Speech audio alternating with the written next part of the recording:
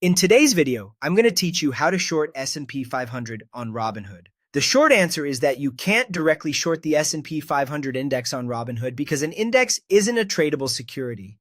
But there are three real ways to bet against it on the platform, and I'll walk you through what each one looks like, how to place the trade, and what to watch out for.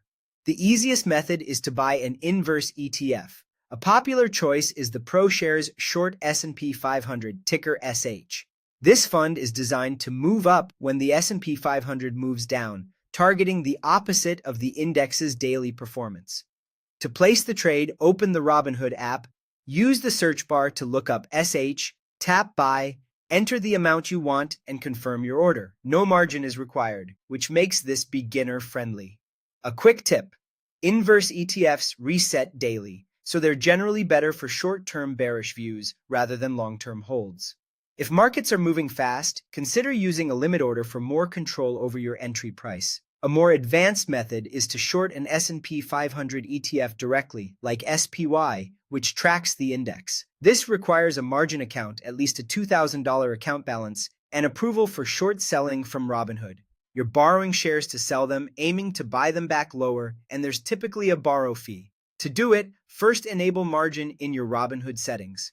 Then search for SPY, tap Trade, select Short if you're eligible, review the borrow fee and order details, and submit. Be aware that short selling carries significant risk. Losses can be theoretically unlimited if the price rises, and you must maintain margin requirements or face a margin call. Consider setting alerts and monitoring your position closely. There's also the options route. Buying put options on an S&P 500 ETF lets you define your maximum risk upfront, the premium you pay, while still benefiting if the market falls. This sits between the other two methods in terms of complexity. You'll want to understand strike prices, expiration dates, and how time decay works before using options. Here's a quick reality check. You cannot short the S&P 500 index itself on Robinhood.